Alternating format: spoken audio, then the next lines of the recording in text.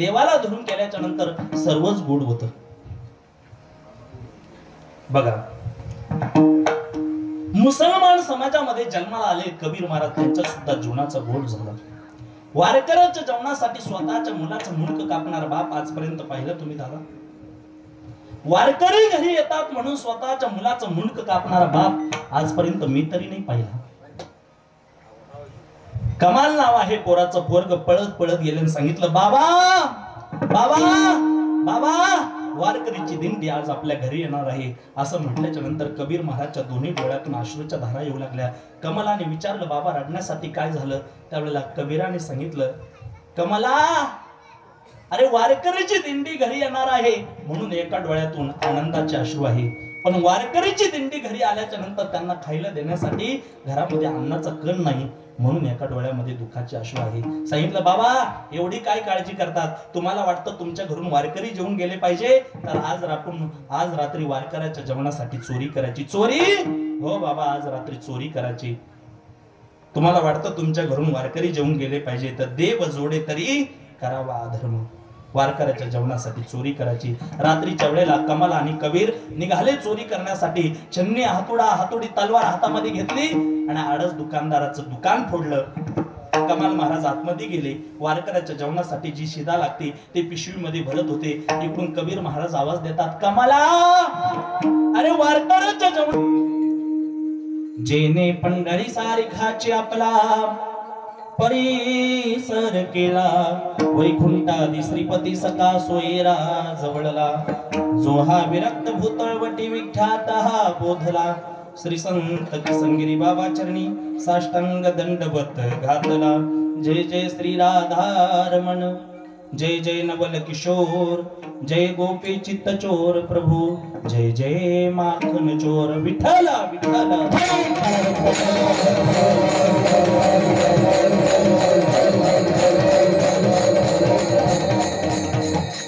अवघेचे गोड झाले,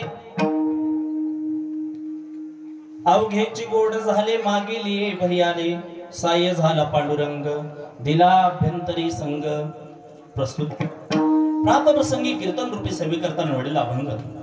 महाराष्ट्रातील लाडके संत वैराग्याचे मूर्तिमंत पुतळे, वयाच्या 16व्या वर्षी हिंदवी स्वराज्याची शपथ घेणारे छत्रपती शिवाजी महाराजांचे आद्यगुरु, जगाचा संसार सुखाचा म्हणून स्वतःच्या संसाराची राखरांगोळी करणारे देवचे सुप्रसिद्ध साधू जगद्गुरु तुकाराम महाराज यांच्या कृपा आशीर्वादाने परमसद्य आदरणीय गुरुवर्य भास्करी बाबा यांच्या कृपा आशीर्वादाने परमसद्य आदरणीय वैकुंठवासी कृष्णदेव बाबा काळे यांच्या कृपा आशीर्वादाने परमसद्य आदरणीय वैकुंठवासी नवनाथ महाराज काळे यांच्या कृपा आशीर्वादाने परमसद्य आदरणीय महंत सुदामदेव महाराज शास्त्री बाबा यांच्या कृपा आशीर्वादाने परमसद्य आदरणीय गणपत महाराज आहेर अण्णाच्या कुशल अशा मार्गदर्शनाखाली चालू असणारा भव्य दिव्य अखंड हरिनाम सप्ताह नवरात्री महोत्सवानिमित्ताने या ठिकाणी समस्त ग्रामस्थ गावकरी मंडळीच्या वतीने 5व्या दिवसाची कीर्तन रूपी सेवा माझ्या वाट्याला आलेली आहे.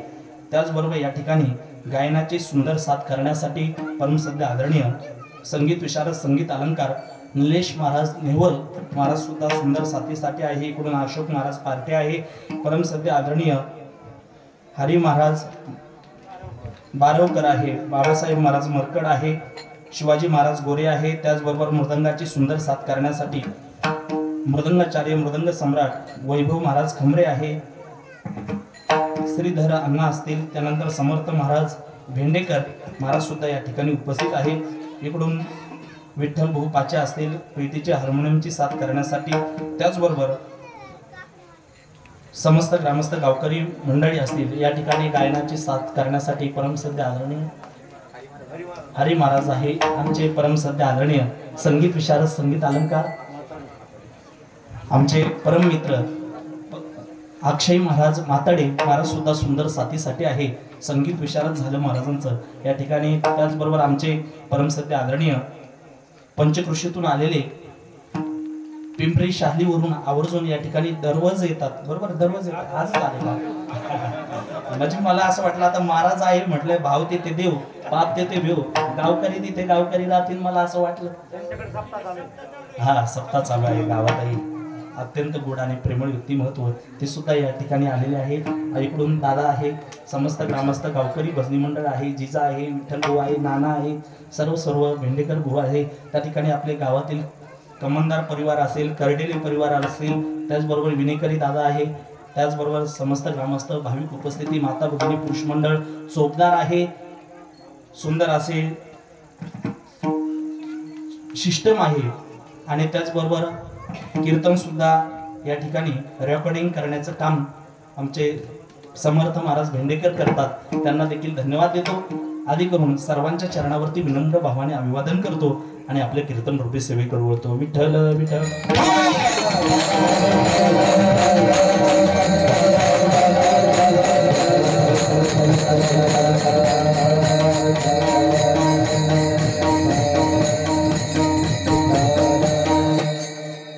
सेवेकरता निवडलेला अभंग जगद्गुरु तुकाराम महाराजचा चार चरणाचा या अभंगाच्या माध्यमातून भगवान परमात्म्याने सर्व कसं गोड केले याचा चिंतन करणारा अभंग सेवेकरता निवडलेला आहे. वास्तविक पाहता संत महात्म्याच्या दृष्टिकोनातून तुमच्या आमच्याकडे पाहिल्याच्या नंतर 6 प्रश्न पडतात. पहिला प्रश्न असा आहे की माणसाच्या जीवनाचं परम कल्याण कशामध्ये आहे. दुसरा प्रश्न असा आहे की या जगामध्ये या शास्त्रामध्ये सार काय आहे. तिसरा प्रश्न असा आहे कर्तुम अकर्तुम अन्यथा कर्तुम त्या भगवान परमात्म्याच्या अवताराचं परम प्रयोजन काय आहे. चौथा प्रश्न असा आहे की भगवान परमात्म्याचे किती अवतार आहे आणि ही सर्व जगाची निर्मिती कोणापासून झालेली आहे. पाचवा प्रश्न असा आहे की माणसाच्या जीवनाचं परम लक्ष्य परम ध्येय काय आहे. 6वा प्रश्न असा आहे की भगवान परमात्मा येतो, धर्माची स्थापना करतो आणि भगवान परमात्म्याने धर्माची स्थापना केल्याच्या नंतर भगवान परमात्माने धामाला निघून जातो. मग शेवट धर्म कोणाला आश्रय जातो. पहिला प्रश्न असा आहे की माणसाच्या जीवनाचं परम कल्याण कशामध्ये आहे. सवे पुंसा परो धर्म येतो भक्ती रदक्षजे अहतुक्य प्रतिहाता ए आत्मा संप्रसिद्धते. सवे पुंसा परो धर्म म्हणजे ज्यामुळे भगवान परमात्म्याच्या अंतःकरणाच्या ठिकाणी प्रसन्न करणारी निष्काम व अखंड भक्ती उत्पन्न होते. याच्यामध्ये माणसाच्या जीवनाचं परम कल्याण आहे. भक्ती निर्माण झाली पाहिजे, पण कशी झाली पाहिजे. अखंड निर्माण झाली पाहिजे. भक्ती म्हणजे काय, सरळ अर्थ पाहायला गेलं तर त्या ठिकाणी संसारावरती आपण जे प्रेम करतो त्याचं नाव आहे आसक्ती आणि संसारावरचं प्रेम काढून देवाच्या चरणावरती लावायचं त्याचं नाव आहे भक्ती. भक्ती नाव आहे. पहिला प्रश्नाचं उत्तर आहे. दुसरा प्रश्न असा आहे की या जगामध्ये या शास्त्रामध्ये सार काय आहे, खरं काय आहे या जगामध्ये. या जगामध्ये या शास्त्रामध्ये सार एकच आहे, तो म्हणजे भगवान परमात्मा. फलकडतो संसार येथे सार भगवंत किंवा संसार आसार आहे. आसारो खलो संसारो दुःख रूपी मोहक सुतम कस्य धनम कस्य स्नेहवांज्वलती निशम. आसार असणारा संसार आहे, पण आसार असणारा संसार सुद्धा आपल्याला गोड वाटतो. विषय विषयाचा पडीपाडू गोड परमार्थ लागे कडू कडू विषय तू गोडू जीवासी झाला. खऱ्या अर्थाने संसार हा फलकट आहे, आसार आहे, पण तरी सुद्धा त्या ठिकाणी तरी सुद्धा संसाराला एवढे चिटकलेले आहे. लोक एवढे चिटकलेले आहे अण्णा, ज्याप्रमाणे गुळाच्या भेलीला मंगळा चिटकतो ना त्याप्रमाणे चिटकलेले आहे. ते काढायला गेल्याच्या नंतर तुटून येतो पण निघून येत नाही. संसारामध्ये कसं असलं पाहिजे माहिती का. संसारी असावे असूनही नसावे. अलिप्त कमळ जळी जैसे अलिप्त कमळ जळी जैसे अलिप्त कमळ जळी जैसे अलिप्त कमळ सत्यवाधिकारी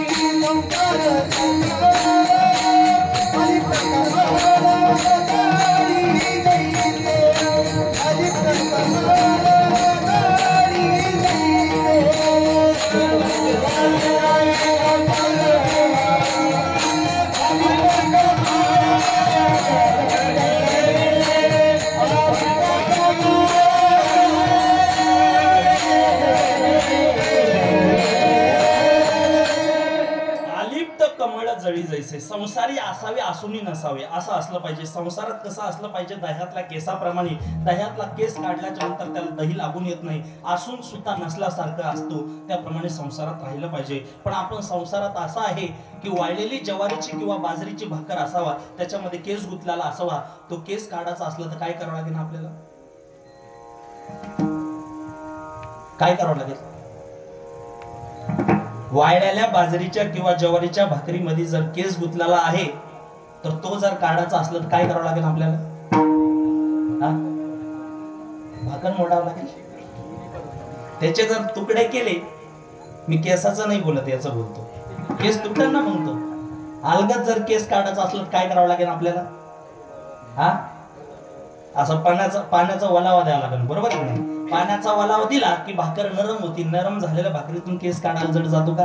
नाही. तसं माणसाने परमार्थ संसारामध्ये असताना, प्रपंचामध्ये असताना परमार्थाचा, भक्तीचा वलावा दिला की त्याच वेळेला माणूस या धर्म मंडपाखाली आल्याशिवाय राहत नाही. बघा, पण संसाराला एवढे चिटकलेले आहे. काही काही लोक रोज कंटाळतात. काही लोक बायकोला एक जण कंटाळते म्हणे रोज तेच बोलणं, म्हणे तेच भांडण, म्हणे एकदा जातो आणि एकदाचा गोसावीच होतो म्हणे. बायको म्हटली तुम्ही गोसावी झाली तर मी कशी राहू? मी कशाला जाऊ? म्हणलं माणच्या तू इथंच मर. संसाराला कंटाळतात लोक, पण खऱ्या अर्थाने संसार सुटत नाही. संसारामध्ये कुठपर्यंत राहिलं पाहिजे आणि परमार्थात कुठपर्यंत राहिलं पाहिजे हे सुद्धा शास्त्राने आपल्याला सांगितलं. प्रथमम अर्जिते विद्या, द्वितीयम अर्जिते धनम, तृतीयम अर्जिते पुण्यम, चतुर्थ किम करिष्यति. पहिल्या 25 वर्षामध्ये माणसाने ज्ञान कमवलं पाहिजे. द्वितीयम अर्जिते धनम, दुसऱ्या 25 वर्षामध्ये माणसाने धन कमवलं पाहिजे. 25 आणि 25 50, 50 आणि 1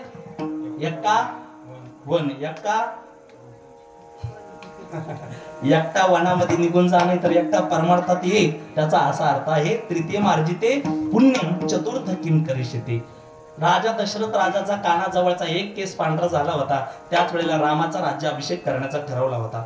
राजा दशरथाचा एक केस, आपले पूर्ण पांढरे होते. आता केस कोणाचेही पांढरे होते, त्याच्यावर विश्वास ठेवू नका, पण वयावरती विश्वास ठेवा. वयावरती विश्वास ठेवला पाहिजे. कारण की आसारो खल संसार दुःख रूपी मोख, या जगामध्ये, या शास्त्रामध्ये सार एकच आहे, तो म्हणजे भगवान परमात्मा.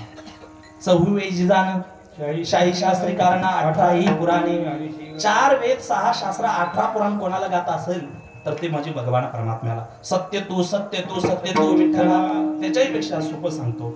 जन्मादस्य येतो नवयादी तर 4 तेषु भिज्ञेश्वराट, तेने ब्रह्महृदयादि कवय मुह्यन्ते सुरे, ते जेवारी मृदाम यथायि निमय, यत्र त्रिस्वर्गो मृषाम ध्वान्ना स्वयं सदा निरस्तो गोकम, सत्यम परम धीमहि. सत्यम परम धीमहि किंवा सत्य तू विठ्ठला. या जगामध्ये, या शास्त्रामध्ये सार एकच आहे, तो म्हणजे भगवान परमात्मा. सार विठोबा नाम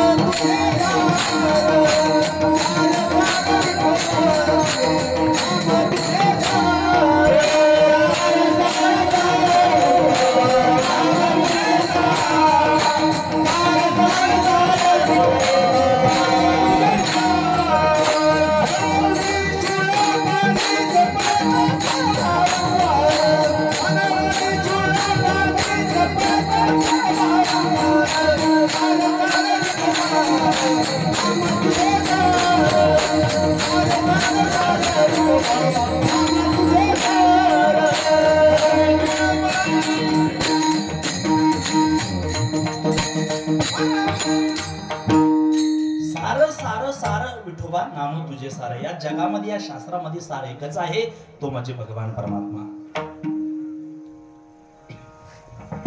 तिसरा प्रश्न असा आहे, कर्तुम अकर्तुम अन्यथा कर्तुम, त्या भगवान परमात्म्याच्या अवतारावरचं परम प्रयोजन काय आहे? की ज्या वेळेला धर्मावरती ग्लानी येते त्यावेळेला भगवान परमात्मा अवतार घेतो. आणि चौथा प्रश्न असा आहे की भगवान परमात्म्याच्या अंशात्मक अनंत अवतार सांगितले. अनंत अवतार घेशी भक्ताकारणे करवाळू कृपाळू दीनलगे धरणे. पाचवा प्रश्न असा आहे की आलेल्या जन्मामध्ये माणसाच्या जीवनाचं परम लक्ष्य, परम ध्येय काय आहे? काय ध्येय आहे माणसाच्या जीवनाचं? 4-5 ताळी बिल्डिंग बांधायची, 10-5 एकर जमीन विकत घ्यायची, मुलाचे लग्न लावून द्यायचं. हे काय झालं माणसाच्या जीवनात आताच्या काळात? ध्येय झालं. पण हे ध्येय नाही. आलेल्या जीवनामध्ये भगवान परमात्मा साध्य करणं हे जीवाचं ध्येय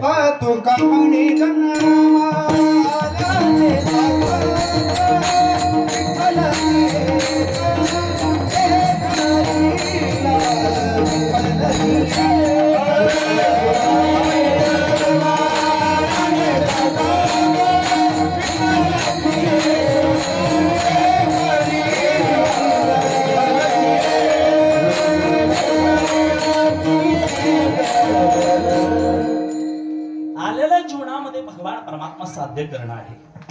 हे माणसाच्या जीवनाचं ध्येय झालं, परम लक्ष झालं. माणसाच्या जीवनामध्ये माणसाने 100 काम सोडून आंघोळ करावी, 1000 काम सोडून माणसाने जेवण केलं पाहिजे, 10 लाख काम सोडून माणसाने अन्नदान केलं पाहिजे आणि 1 कोटी काम सोडून माणसाच्या जीवनामध्ये भजन केलं पाहिजे. कोटीम तेक्त्वा हरिम भजे. खऱ्या अर्थाने मला अत्यंत आनंद वाटतो बघा. गेले 7-8 वर्षापासून आपण हा सप्ताह उभा केला. 10 वर्ष झाले.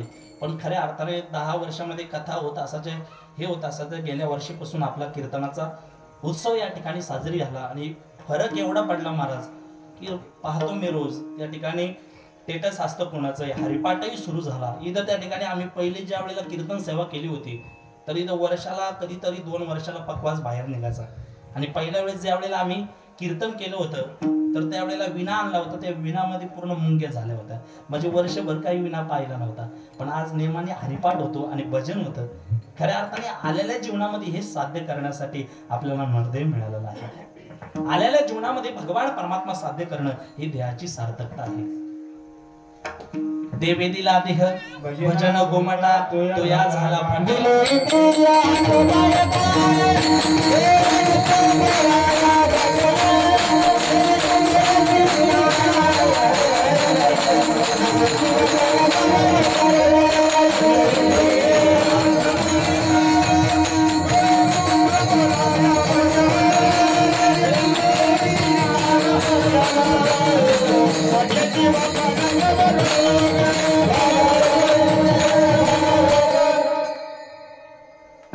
दिले इंद्रिय हात पाय कान डोळे मुख बोलाय वचन जेणे तू जोडीसी नारायण. बघा कशासाठी दिले? इंद्रिय दिले, पाय दिले पुढे जाण्यासाठी, तर पंढरपूरला जाण्यासाठी, देवाकडे जाण्यासाठी पाय दिले. कान दिले कशासाठी? देवाचं भजन ऐकण्यासाठी. डोळे दिले, डोळे भरून या पाहिले तुझे मुख हेची मज सुख दे देवा. पण डोळे तुम्ही घारे सुख पहावी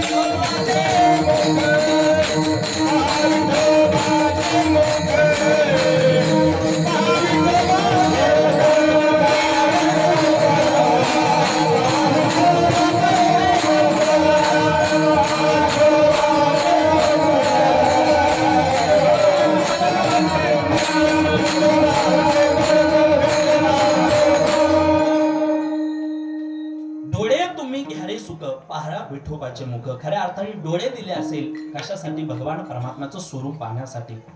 हात दिले असेल टाळी वाजवण्यासाठी आणि हाताने अन्नदान करण्यासाठी. दान धर्मान राज धर्मान मोक्ष धर्मान युवागश श्री धर्मान भगवत धर्मान समास व्यास योगता. माणसाच्या जीवनामध्ये माणसाकडे 100 रुपये असेल तर 10 रुपये परमार्थिक कार्यासाठी खर्च केले पाहिजे. 1000 रुपये असेल 100 रुपये खर्च केले पाहिजे. 10,000 रुपये असेल तर 1000 रुपये परमार्थिक कार्यासाठी खर्च केले पाहिजे. दान धर्मान राज धर्मान मोक्ष धर्मान युवकश. किंवा एका बीजा केला नाश मंग भोगीचे कणीस. त्या ठिकाणी एका हाताने जर आपण सत्कर्म करत असेल किंवा शेतकरी वर्ग आहे, आपण शेतामध्ये धान्य पेरत असताना एकच बी पेरतो पण त्यापासून एका मकाच्या कणसापासून एक कणीस उगून येतं, दाण्यापासून कणीस उगून येतं, म्हणजे हजारो दाणे उगून येतात. तसं परमार्थिक कार्याला जर आपण सहकार्य करत असेल एका हाताने तर भगवान परमात्मा आपल्याला हजारो हाताने मागं केल्याशिवाय राहत नाही. म्हणून देवाने हा नरदेव दिला कशासाठी? देवे दिला देह भजन गोमटा. आलेल्या जीवनामध्ये भगवान परमात्मा साध्य करणं ही देहाची सार्थकता आहे. 6वा प्रश्न असा आहे की भगवान परमात्मा येतो किंवा आदिशक्ती जगदंबा माता येत असेल, धर्माची स्थापना करत असेल आणि धर्माची स्थापना केल्याच्या नंतर देवी माता त्या ठिकाणी निजधामाला निघून जात असेल, भगवान परमात्मा निजधामाला निघून जात असेल, मग शेवट धर्म कोणाला आश्रय जातो? आल्या ऐका, मुद्दा तो आपला नाही. आलेल्या जीवनामध्ये भगवान परमात्मा साध्य करणं आहे. देहाचा शेवट गोड करणं ही देहाची सार्थकता आहे. जीवनाला आल्याच्या नंतर सारस आहे कडू आंबट खरत तुरट तिखट आणि गोड. कडू आंबट खरत तुरट तिखट यापैकी जीवन न होतं प्रत्येकाला असं वाटतं माझ्या जीवनाचा शेवट कसं झाला पाहिजे? गोड झाला पाहिजे. आणि जर जीवनाचा जर शेवट गोड करायचा असेल पर्याय फक्त एकच आहे, शेवट तो होतो तुझे आणि गोड म्हणून या झाड धरीत असे. मग तुम्ही देवाला धरून कुठल्याही प्रकारचं कर्म करा, देवाला धरून नीच जरी दर्जाचं कर्म केलं देवाला धरून ते सुद्धा गोड झाल्याशिवाय राहत नाही. काय काय गोड होतं याचं चिंतन करायचं का बाबा? आपण देवाला धरून केल्याच्या नंतर काय काय गोड होतं? माऊस गोड होऊ शकतं का? समड कातड गोड होण्यासारखी गोष्ट नाही.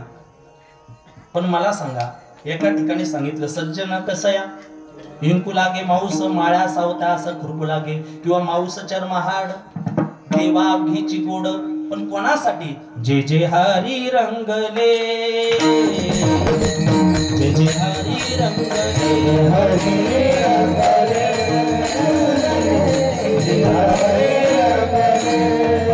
काही सणवाया गेले, काही सणवाया गेले, जे जे हरी रंगले, जे हरी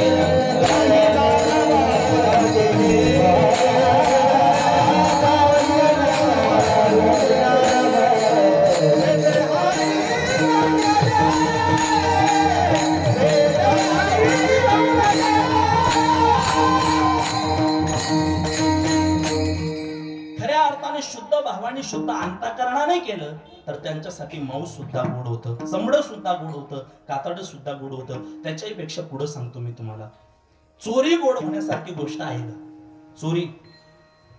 चोरी करण्यासाठी सुद्धा ताकदच लागते. आमच्या गावामध्ये चोर आले, चोर अशा घरात घुसले, बाई 1.5 क्विंटलची मराला जाऊ चोरान तिथे. बाईने चोर पाहिला, खाली पाडलं, वरती बसली, पोराला सांगितलं बाळ्या जाय लवकर पोलीस स्टेशनमध्ये, लवकर पोलिसाला बोलून आण. पोर घराच्या बाहेर गेलं, ते म्हणतं मम्मी मै चप्पल सापडाना. चोर म्हटलं मै घालून जाय मरणीच्या वजाने लवकर. चोरी करण्यासाठी सुद्धा लांब पोरं विचित्र असते. आमच्या गावामध्ये एक पोरग 3-3 गुटख्याच्या पुड्या खात होता ना, तंबाखू चोळीत होतं. म्हटलं का रे बाळा, तू लाज वाटत नाही का माझ्या का 3-3 गुटख्याच्या पुड्या खातून तंबाखू चोळतो? तेवढी महाराज बापाला घाबरत नाही, तू मला कुठून घाबरणार?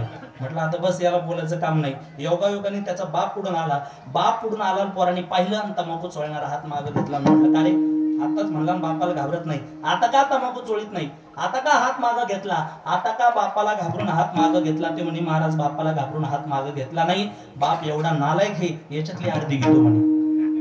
बाप जर मुलाच्या हातातून अर्धी तंबाखू घेत असेल तर ही चुकीची कल्पना आहे. लांब पोरं विचित्र आहे. पोरग 9वी मध्ये 3दा नापास झालं. मास्तरने विचारला, अरे बाळा, अरे 9वी मध्ये 3दा नापास झाला, तुझ्या वयामध्ये छत्रपती शिवाजी महाराजांनी किल्ले ताब्यात घेतले, तुझ्या वयामध्ये संभाजी महाराजांनी बुद्धभूषण नावाचा ग्रंथ लिहिला, तुझ्या वयामध्ये माऊली ज्ञानोबांनी 16व्या वर्षी ज्ञानेश्वरी लिहिली, आणि 9वी मध्ये मूर्खान 3दा नापास झाला. तुम्ही शांत बसा म्हणे मास्तर, तुमच्या वयामध्ये माऊली ज्ञानोबांनी समाधी घेतली, तुम्ही अजून इथंच आहे का? असे लांब पोरं विचित्र असते. पहा, मला हे सांगायचं, चोरी करणं हे काय आहे? वाईट आहे. चोरी करणं ही गोड होण्यासारखी गोष्ट नाही. पण मला सांगा, गोपाळांनी काय केलं? गोपाळांनी चोऱ्याच केल्या, पण कोणाला धरून केल्या? नवे काल्याचं कीर्तन जरी पूर्ण करायचं असेल तर गोपाळाच्या चोऱ्या सांगितल्याशिवाय काल्याचं कीर्तन पूर्ण होत नाही. गोपाळांनी चोऱ्याच केल्या, पण कोणाला धरून केल्या? भगवान श्रीकृष्ण परमात्म्याला धरून केला, म्हणून त्यांच्या चोरी सुद्धा गोड होतात. त्याच्याही पेक्षा पुढे सांगतो, मारामारी ही चांगली गोष्ट आहे का? मारामारी, फायटिंग, मारामारी ही चांगली गोष्ट नाही. पण मला सांगा, एक प्रश्न मी तुम्हाला विचारतो, चोरी बरी की मारामारी? महाराज कोणतं बरं? चोरी बरी की मारामारी? हा, चोरी बरी, बरोबर आहे की नाही? बरोबर आहे, तुम्ही म्हणता ते कोणतंच बरं नाही, पण दोन्हीचं जर चिंतन करायला गेलं तर कोणतं बरं आहे? चोरी बरी आहे. चोरा जर घरी आल्याच्या नंतर लोक काय म्हणते, काय न्यायचं तिने, पण मारू तरी नको बाबा. म्हणजे चोरी बरी आहे, पण मारामारी ही वाईट आहे. मग मला सांगा, पांडवांनी काय केलं? कौरवाबरोबर मारामारीच केल्या ना.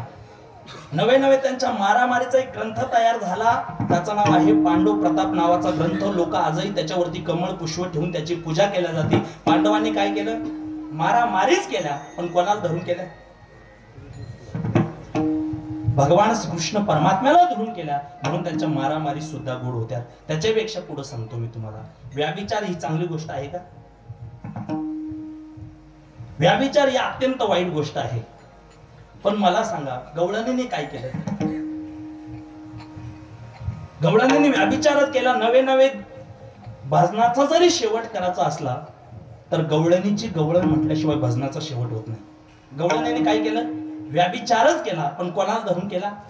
भगवान श्रीकृष्ण परमात्म्याला धरून केला. तुका म्हणे त्यांचा धन्य व्याभिचार साधिले अपार निज सुख. किंवा नाथ महाराजांना भागवतामध्ये म्हणावं लागलं, तयासी दिदले ते कोणासी न दिदले. गवळणीने व्याभिचारच केला पण देवाला धरून केला, म्हणून त्यांचा व्याभिचार सुद्धा धन्यतेला प्राप्त झाला.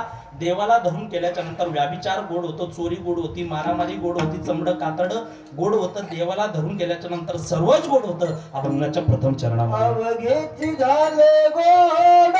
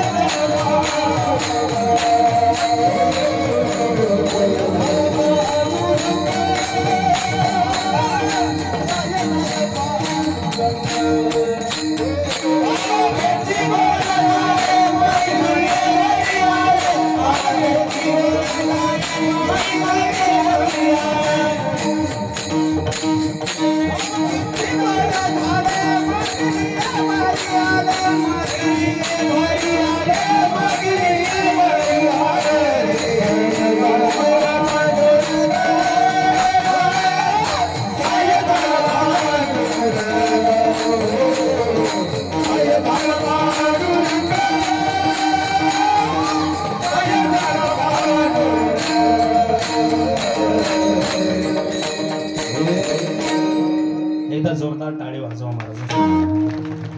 प्रमाण सुद्धा कसं झालं? देवाला धरून केल्याच्या नंतर मांस गोड होतं, चमड गोड होतं, कातड गोड होतं, मारामारी गोड होती. देवाला धरून केल्याच्या नंतर सर्वच गोड होतं. म्हणून अवघेची गोड झाले मागील ये भरी आले. देवाला धरून केल्याच्या नंतर सर्वच गोड होतं. बघा, मुसलमान समाजामध्ये जन्माला आले कबीर महाराज, त्यांच्या सुद्धा जीवनाचा गोड झाला. वारकऱ्याच्या जेवणासाठी स्वतःच्या मुलाचं मुंडक कापणारा बाप आजपर्यंत पाहिलं तुम्ही दादा? वारकरी घरी येतात म्हणून स्वतःच्या मुलाचं मुंडक कापणारा बाप आजपर्यंत मी तरी नाही पाहिला. कमाल नाव आहे पोराचं. पोरग पळत पळत गेले आणि सांगितलं, बाबा बाबा बाबा, वारकरीची दिंडी आज आपल्या घरी येणार आहे. असं म्हटल्याच्या नंतर कबीर महाराजच्या दोन्ही डोळ्यातून अश्रूच्या धारा येऊ लागल्या. कमलाने विचारलं, बाबा रडण्यासाठी काय झालं? त्यावेळेला कबीराने सांगितलं, कमला, अरे वारकरीची दिंडी घरी येणार आहे म्हणून एका डोळ्यातून आनंदाचे अश्रू आहे, पण वारकरीची दिंडी घरी आल्याच्या नंतर त्यांना खायला देण्यासाठी घरामध्ये अन्नाचा कण नाही म्हणून एका डोळ्यामध्ये दुःखाचे अश्रू आहे. सांगितलं, बाबा एवढी काय काळजी करतात? तुम्हाला वाटतं तुमच्या घरून वारकरी जेवून गेले पाहिजे, तर आज रात्री वारकऱ्याच्या जेवणासाठी चोरी करायची. चोरी? हो बाबा, आज रात्री चोरी करायची. तुम्हाला वाटतं तुमच्या घरून वारकरी जेवून गेले पाहिजे, तर देव जोडे तरी करावा अधर्म. वारकऱ्याच्या जेवणासाठी चोरी करायची. रात्रीच्या वेळेला कमल आणि कबीर निघाले चोरी करण्यासाठी. छन्नी हातोडी तलवार हातामध्ये घेतली आणि आडस दुकानदाराचं दुकान फोडलं. कमाल महाराज आतमध्ये गेले. वारकऱ्याच्या जेवणासाठी जी शिदा लागते ते पिशवीमध्ये भरत होते. इकडून कबीर महाराज आवाज देतात, कमाला, अरे वारकऱ्याच्या जेवणासाठी जेवढी शिदा लागते ना तेवढीच घे, आपल्यासाठी अन्नाचा कण नको. सांगितलं, बाबा काळजी करू नका, वारकऱ्याच्या जेवणासाठी जेवढी शिदा लागते तेवढीच घेतो. ती शिदा पिशवीमध्ये भरली आणि कमाल महाराज आतमधून बाहेर येत होते. त्याच वेळेला डब्याचा आवाज झाला आणि डब्याचा आवाज झाल्याबरोबर आडस दुकानदार जागी झाला. आडस दुकानदाराने पाय पकडला. एक पाय बाहेर आहे, एक पाय आतमध्ये आहे. आणि कबीर महाराज म्हणतात, कमला, अरे बाहेर ये ना. सांगितलं, बाबा बाहेर येऊ शकत नाही. का? आडस दुकानदाराने पाय पकडला. तुला सांगितलं होतं चोरी करायची नाही. आता सांगितलं, बाबा तुम्हाला वाटतं तुमच्या घरून वारकरी जेवून गेले पाहिजे? हो, मला वाटतं माझ्या घरून वारकरी जेवून गेले पाहिजे. तर बाबा हातोडी आणलेली आहे ना, तलवार? हो, हातोडा, छन्नी, हातोडा काय आणलेलं आहे? सगळं आणलेलं आहे. काय करायचं? बाबा तलवार आणलेली आहे. तलवार? हो, तलवार आणली. एखादी झाडाची फांदी तोडायची, एखादी भिंत पाडायची. बाबा झाडाची फांदी तोडू नका, भिंतही पाडू नका, त्या तलवारीने माझं मुंडक कापा. हे मुंडक आणि शिदा घरी घेऊन जा आणि वारकऱ्याला जेव घाला. बाबा तुम्ही जर माझं मुंडक कापलं नाही तर गावातले लोक म्हणतील कमल आणि कबीर दिवसा भजन करतात आणि रात्रीच्या लोकांचे घर लुटतात, म्हणून आपल्या घरी वारकरी जेवणासाठी येणार नाही. तुम्ही जर माझं मुंडकं घरी घेऊन गेले तर हे धड कोणाचं हे ओळखू येणार नाही. तुम्ही वारकऱ्याला जेवू घाला. एक नाही, दोन नाही, विचार केला कबीर महाराजांनी. वारकऱ्याच्या जेवणासाठी मेहनतली तलवार काढली. सरदिशी स्वतःच्या मुलाचं मुंडक कापलं. ते मुंडक आणि ती शिदा घरी घेऊन आले. कबीर महाराज स्वतःच्या पत्नीला सांगितलं, ओव्या गाऊन स्वयंपाक करायचा वारकऱ्याच्या जेवणासाठी. कोणती आई अशी आहे जगाच्या पाठीवर स्वतःच्या मुलाचं मुंडक वरती खुंटीला टांगलेलं आणि वारकऱ्याच्या जेवणासाठी स्वयंपाक करेल? ओव्या गाऊन स्वयंपाक केला कबीर महाराजच्या पत्नीने. आणि दुसऱ्या दिवशी कबीर महाराज वारकऱ्याला जेव घातलं आणि वाटी लावण्यासाठी कबीर महाराज निघाले. दुसऱ्या दिवशी इकडे आडस दुकानदारने बिना मुंडक्याचं जे शरीर होतं ना ते धडा सोळावरती देण्याचं ठरवलं. ते धड जे आहे ते सोळावरती देण्याचं ठरवलं. आणि सोळावरती देत असताना वारकऱ्याची दिंडी तिथून जात होती. बिना मुंडक्याच्या शरीराने वारकऱ्याच्या दिंडीला साष्टांग दंडवत घातला.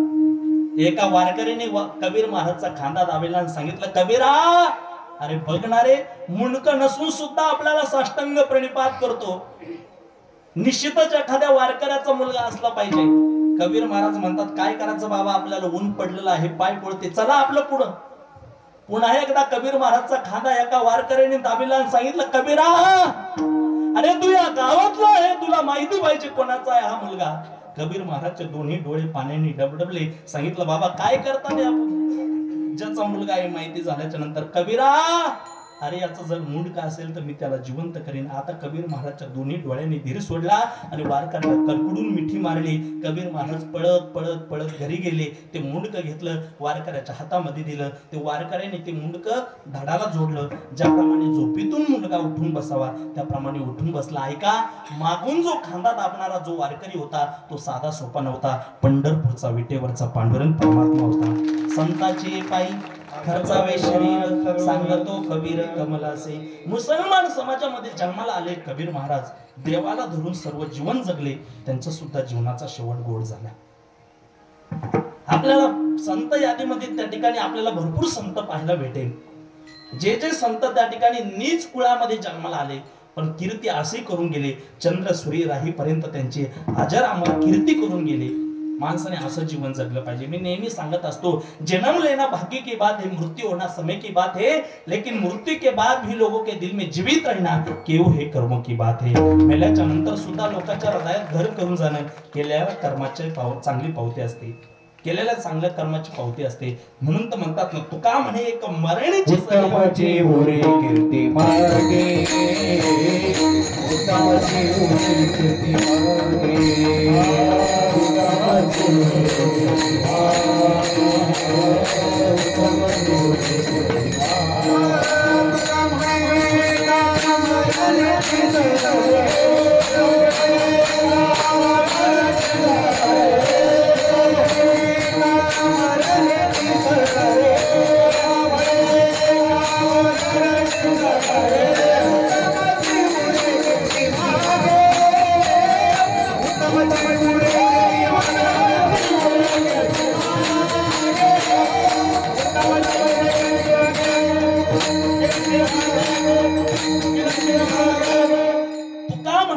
मरणेची सरे उत्तमची उरे कीर्ती मागे. आपण गेल्याच्या नंतर सुद्धा या जगामध्ये कीर्ती असते, रूपाने राहणं हे केलेल्या चांगल्या कर्माची पावती असते. म्हणून माणसाच्या जीवनाचा शेवट गोड झाला पाहिजे. म्हणून जगद्गुरु तुकाराम महाराज म्हणतात, अवघ्याची गोड झाली त्याचा परिणाम काय महाराज, तुमचं जीवन कसं गोड झालं. जगद्गुरु तुकाराम महाराज म्हणतात, मागील ये भरी आले. मागच्या जन्मामध्ये आम्ही चांगलं कर्म केलं होतं. बघा, हिऱ्यामुळे जशी दागिन्याची किंमत होते तसे चांगल्या कर्मामुळे चांगल्या माणसाची किंमत होत असते, माणसाची किंमत होते. म्हणून मागच्या जन्मामध्ये आम्ही चांगलं कर्म केलं होतं. माणूस जसं कर्म करतो त्याप्रमाणे माणसाच्या जीवनामध्ये फलप्राप्ती भोगण्यासाठी आहे. चांगलं जर कर्म करत असेल, चांगलं फळ भोगण्यासाठी, वाईट कर्म करून वाईट फळ भोगण्यासाठी, वाईट कर्म करून चांगल्या फळाची अपेक्षा करणं ही खऱ्या अर्थाने चुकीची कल्पना आहे. जैसे ज्याचे कर्म तैसे फळे देते रे ईश्वर. कधी कधी असा प्रश्न पडतो, आम्ही आळंदी पंढरपूरची वारी सोडली नाही, सोमवारचा एकादशीचा उपवास सोडला नाही, गावामध्ये कथा कीर्तन भागवत रामायण काही कार्यक्रम असू द्या तेही सोडलं नाही. आम्ही नेहमी देव धर्म करतो, तरी सुद्धा आमच्या वाट्याला देवाने सर्व आमचं वाटोळच केलं.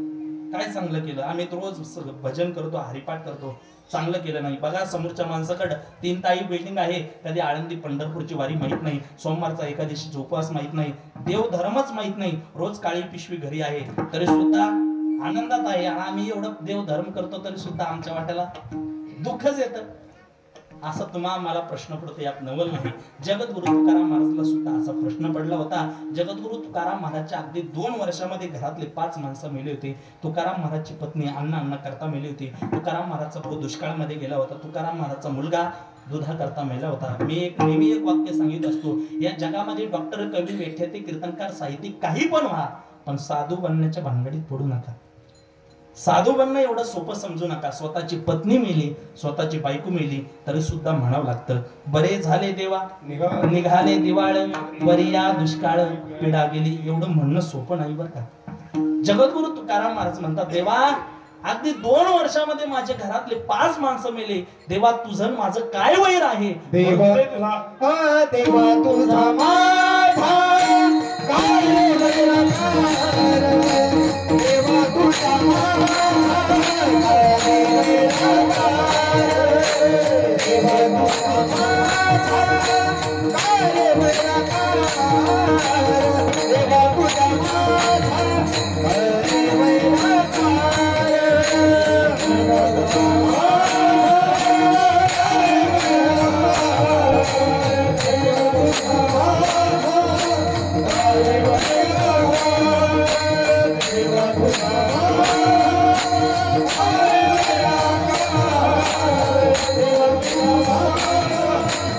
काय वैर आहे.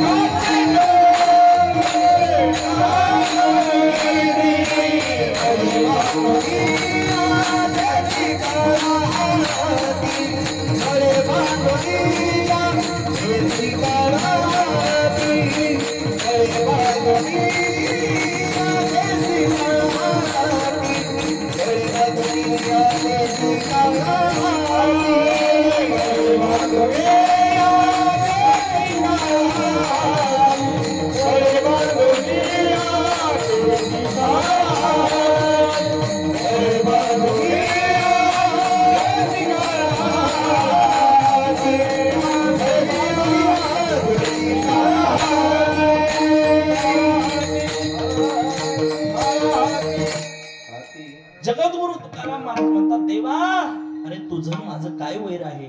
म्हणून एवढा आम्ही परमार्थ करतो, देव धर्म करतो, तरी सुद्धा देवा तुझा माझा कार्य वैराकार दुःखाचे डोंगर दाखवीसी. दुःखाचे डोंगर का आमच्या जीवनावरती येतं, तर त्या ठिकाणी तुम्हा आम्हाला सुद्धा असा प्रश्न पडतो. याचं उत्तर तुम्ही सर्व शेतकरी वर्ग आहे बा. सोप्या भाषेत सांगतो मी तुम्हाला. जुन्या काळामध्ये शेतातलं धान्य काढून आणल्याच्या नंतर एका कोठीमध्ये टाकलं जायचं. कणगीमध्ये कणगी म्हणा, त्या कणगीला 2 तोंड राहतात. एक वरून एक टाकण्याचं असतं, खालून एक काढण्याचं असतं. वरून जर गहू टाकत असेल, खालून सुद्धा गहू येते. वरून जर आपण ज्वारी टाकत असेल, खालून सुद्धा ज्वारी येते. अर्थात वरून जे टाकतो तेच खालून येतं. म्हणजे अर्थात वरून जे टाकतो ते आपलं संचित कर्म आहे, खालून जे आपण काढतो ते आपलं प्रारब्ध कर्म आहे, आणि शेतात जे धान्य पेरतो ते आपलं क्रियामान कर्म आहे. प्रारब्ध क्रियामान संचिताचा भोग भोगिल्याची भोग तो ना सुटे, किंवा प्रारब्ध क्रिया भोगतो ना घडे, संचिता वाचुने करावे ते म्हणे समाधान. कर्म एवढं प्रबळ आहे, कर्म त्या ठिकाणी चांगल्या चांगल्याला सोडलं नाही कर्माने. जे जे लिहिले भारती, जे जे लिहिले भारती,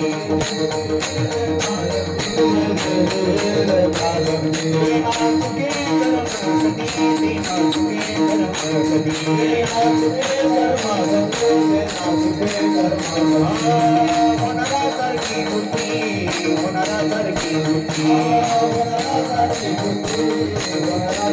बुद्धी. हमारे खातरे हमारे खातरे हमारे खातरे हमारे खातरे हमारे पुनील होणार, कई पुनील होणार, कई पुनील होणार, कई पुनील होणार, कई पुनील होणार, कई पुनील होणार, कई पुनील होणार. श्री राम वनवासा गेला,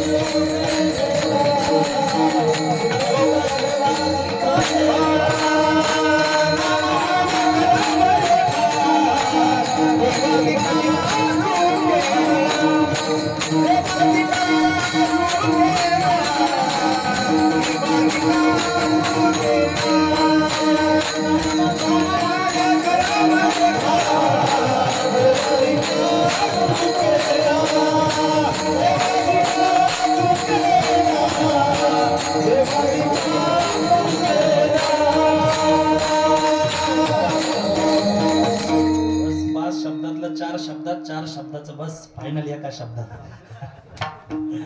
नामा म्हणे कर्मरेखा देवाधिका चुकेना. त्या ठिकाणी देवाला सुद्धा, संताला तर चुकत नाही, सामान्य जीवाला तर चुकत नाही, संताला सुद्धा कर्म चुकत नाही, देवाला सुद्धा कर्म चुकत नाही. कर्म एवढं आहे, प्रबळ आहे.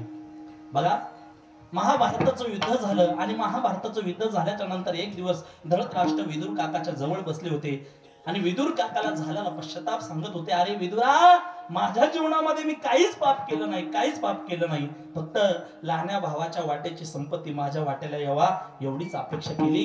पण मला एक आंधळ्याचा जन्म मिळाला आणि माझ्या देखत माझे 100 पुत्र मेले, 100 पोरं मेले. काहीच कर्म केलं नव्हतं, काहीच पाप केलं नव्हतं, फक्त लहान्या भावाची संपत्ती व्हावं एवढाच विचार मनामध्ये आणला होता. त्याच वेळेला विदुर काका या अधिकारी व्यक्ती होते. विदुर काका म्हणजे कलियुगातले गोरोबा काका आहे, अधिकारी व्यक्ती होते. विदुर काकाने धृतराष्ट्राच्या डोक्यावरती हात ठेवला आणि मागच्या 14व्या जन्मातलं ज्ञान झालं. मागच्या 14व्या जन्मामध्ये धृतराष्ट्र एक राजपूत घराण्यामध्ये जन्माला आले होते आणि एक दिवस शिकारीसाठी गेले आणि शिकारीसाठी गेले. तहानेने भुकेने व्याकुळ झाले. सुरेमान नावाच्या पर्वताच्या ठिकाणी आले आणि तिथं आल्याच्या नंतर असं म्हणतात, सत्ता संपत्ती तारुण्य ताकद बळ हे जर तरुणपणात सगळ्या गोष्टी जर मिळाल्या की माणूस आपाप पाप करण्यासाठी प्रवृत्त होत असतो. मी नेहमी सांगत असतो, सत्ता संपत्ती पैसा तारुण्य अभिमान नका करू कोणत्या गोष्टीचा, कारण की रात्री फुलालाही माहित राहत नाही उद्याच्याला आपल्याला मंदिरात जायचंय की स्मशानभूमीत, कोणत्या गोष्टीचा अभिमान केला पाहिजे. सत्ता संपत्ती पैसा तारुण्य आलं एकत्र की आपाप पाप करतो. त्याच वेळेला धृतराष्ट्राने जमिनीवरचा दगड उचलला आणि घोड्याच्या रिकिबीला मारला. उन्हाळ्याचे दिवस होते, चैत्राचं ऊन पडलं होतं. सूर्यमान नावाच्या पर्वतावरती गवत वाळलेलं होतं आणि त्या गवतावरती अग्नी, लोखंडाचा आणि गारगुटीचं घर्षण झालं तर अग्नी प्रज्वलित होतो आणि तो अग्नी त्या गवताने पेट घेतला, त्या वनाने पेट घेतला. ज्या वनामध्ये, त्या पर्वतामध्ये जे काही किडे, मुंगी, मासे, पशु पक्षी जे ते काही होते ते आपापला प्राण वाचवण्यासाठी सगळे पळू लागले. त्या वनाने पेट घेतला त्या पर्वताने. त्याच पर्वताच्या ठिकाणी एक सर्पिणी आली होती. ती 100 पिलाला जन्म दिला होता आणि तिच्या जवळ ती आग आली. ती आग विझवण्याचा प्रयत्न करू लागले, पण आग एवढी कोपाला गेली होती, त्या आगीमध्ये तिचे दोन्ही डोळे गेले. आणि ज्या वेळेला ती सरपीन माग सरपटत येऊ लागली, त्यावेळेला त्या पिलाचे जळून मणी मणी खाक झाले होते. त्याच वेळेला तिने सगळं दृश्य लक्षात आलं. आकाशाकडे तोंड केलं आणि सांगितलं, देवा, या पृथ्वीवर तू ज्याला जन्माला घातलं, ज्याला ज्या त्या पद्धतीने जगण्याचा अधिकार सर्वांना दिला, ज्या कोणी मूर्ख व्यक्तीने या पर्वताला आग लावली, त्या आगीमध्ये माझे 2 डोळे गेले आणि माझे 100 पुत्र जळून खाक झाले. असंच त्या व्यक्तीला एखादा आंधळाचा जन्म मिळू दे आणि त्याच्या देखात त्याचे 100 पुत्र मरू दे. म्हणून धृतराष्ट्रा देखात त्याचे 100 पुत्र मेले. कौरव किती होते? 100 होते. 100ची 100 जळून त्या ठिकाणी मेले. त्या ठिकाणी रणांगणामध्ये वीर गतीला प्राप्त झाले असतील, पण त्याला एक आंधळाचा जन्म मिळाला. आणि धृतराष्ट्राला शेवटला जे मरण आलं ते म्हणजे त्या ठिकाणी वनाला आग लागली आणि त्या वनामध्ये जळून खाक झाला होता धृतराष्ट्र. कारण की कर्म किती प्रबळ आहे. नामा म्हणे कर्म रेखा, देवादिका चुकेना. कर्म इतकं प्रबळ आहे. प्रभू रामचंद्र विश्व ज्याच्या ताब्यात आहे त्याला देव म्हणतात. प्रभू रामचंद्राला सुद्धा त्या ठिकाणी 14 वर्षाचा वनवास भोगावा लागला. भोगावा लागला प्रभू रामचंद्राला. योग घडला सीतादेवीला सुद्धा योग घडायला लागला. म्हणून त्या ठिकाणी कर्म इतकं प्रबळ आहे. पुरुषार्थात फलप्राप्ती येदेश काल यथा देव प्राप्त जीर्ण शीघ्र व व्यासो दैव इति स्मृता. किंवा माऊली ज्ञानोबराय म्हणतात, प्राचीनाचे निबडे आले कृत्य कुशला कुशले यो मांग्या भाडे जिराले जैसे. प्राचीन म्हणजे प्रारब्ध हे कर्म भोगूनच संपावं लागतं. माणसाच्या जीवनामध्ये धन मिळत असेल हे प्रारब्धाने, मान मिळत असेल हे प्रारब्धाने, आणि अन्न मिळत असेल हे सुद्धा प्रारब्धानेच मिळतं. अन्न मान धन हे तो प्रारब्धाधीन. म्हणून त्या ठिकाणी मागच्या जन्मामध्ये आम्ही चांगलं कर्म केलं. जगद्गुरु तुकाराम महाराज म्हणतात, मागच्या जन्म जगद्गुरु तुकाराम महाराजचा कोण आहे तर जगद्गुरु तुका अवतार नामायाचा संप्रदाय सकाळचा येथुनिया. मग ते त्या ठिकाणी मागच्या जन्मात आम्ही चांगलं कर्म केलं म्हणून मागे लिये भरी आले. मग काय झालं तुकाराम महाराज, मागचं जन्म तुम्हाला सहाय्य करता केली, तर मग काय झालं, तो भगवान परमात्मा आम्हाला साध्य झाला. अभंगाचं द्वितीय साह्य झाला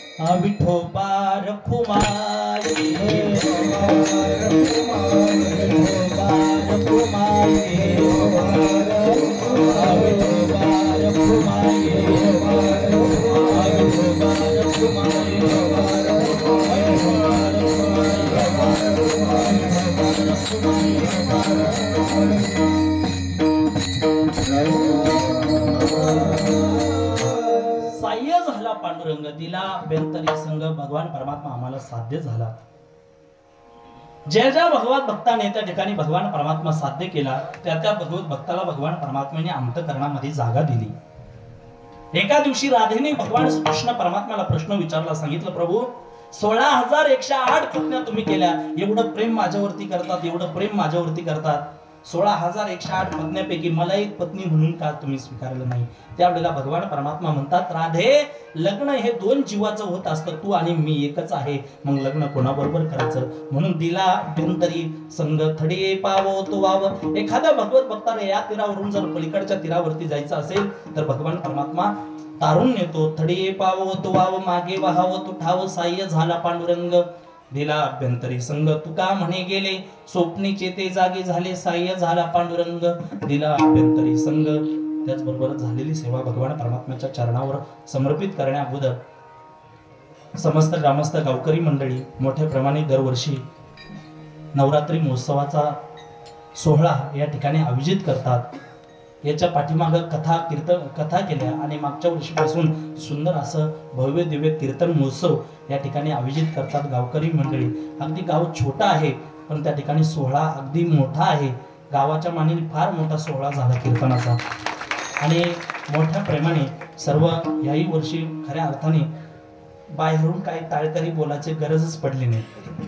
मागच्या वर्षी तरी सुद्धा सप्ताह सुरू करत असताना मास्तर झाले सोमभाऊ झाले असताना दत्ताभाऊ म्हणे महाराज आपल्याकडे पहिली गोष्ट इथं सप्ताह करायचं म्हणल्यावर गेवरीवर इथं टाळकऱ्याची अडचण आहे, इथं गावातले भजनी नाही। खऱ्या अर्थाने चालू वर्षाला एवढे भजनी तयार झाले आम्हालाच बाहेर बोलायला लागेल आता इथले भजनी एवढे सुंदर भजनी तयार झाले म्हणून त्यावेळी तेवढे धन्यवाद कमीच आहे।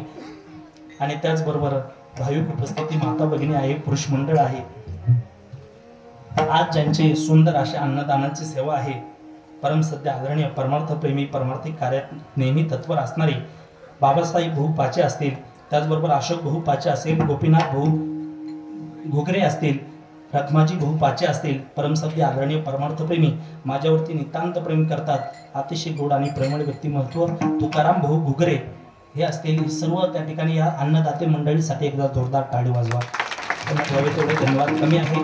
पुन्हा आदिशक्ती जगदंबा मातेच्या चरणी एकच प्रार्थना करीन की त्यांच्या जीवनामध्ये यश कीर्ती हे लोकांची सर्व सुख प्राप्त हो आणि अशीच त्यांच्या जीवनामध्ये अन्नदानाची आदिशक्ती जगदंबा मातेची सेवा घडत जाऊ। त्याचबरोबर या ठिकाणी आपल्या सप्ताहासाठी ज्यांचं मार्गदर्शन लावलं असे आपल्याच गावाचे परमसत्य आदरणीय गणपत महाराज आहेर अण्णा या ठिकाणी गेले 9 दिवसापासून आपल्या गावासाठी वेळ देण्याचा निश्चय केला म्हणून अण्णाला देखील धन्यवाद देतो। इकडून परमसत्य आदरणीय मोकळ्या वाचा जरा टाळ्या अण्णा आहे, इकडून वैभव महाराज खमरे महाराजांना देखील धन्यवाद देतो। इकडून अशोक महाराज पार्टे, इकडून परम मित्र निलेश महाराज आहे, इकडून परमसत्य आदरणीय रोहित महाराज आहे, इकडून आमचे परम मित्र अक्षय महाराज, परमसत्य आदरणीय हरी महाराज आहे, आमच्या संस्थेतील युवा कीर्तनकार ऋषिकेश महाराज जगदाळे ते आहे, इकडून बाळासाहेब महाराज आहे। सर्व त्या ठिकाणी आमचे पिंपरीचे आलेले परमसत्य आदरणीय सोमनाथ महाराज आमचे जवळचे संबंध आहे, पहा दिव्याखालीच आमदार असतो ते देखील या ठिकाणी उपस्थित आहे। चौकदार आहे, दोन्ही चौकदारासाठी एकदा जोरदार टाळी वाजवा, अत्यंत गोड स्वभाव आहे। त्याचबरोबर समस्त ग्रामस्थ गावकरी मंडळी आहे, विठ्ठल भाऊ आहेत, दत्ता भाऊ आहे आणि यांच्या वयातले सर्व तरुण मंडळ परमसत्य आदरणीय आमचे मारुती भाऊ मच्छू भाऊ मच्छू भाऊ आहे, त्यांना देखील धन्यवाद देतो। त्याचबरोबर परमसत्य आदरणीय अगदी कमी वयामध्ये जना मुक्ताबाई म्हणतो आपण, ज्या वयामध्ये जसं त्यांच्या आईवडिलांनी पंढरपूरला पांडुरंगाचं दर्शनासाठी नेलं होतं त्याच वयामध्ये त्या ठिकाणी वारकरी संतांच्या हातामध्ये हात दिला असे असणारे काय नाव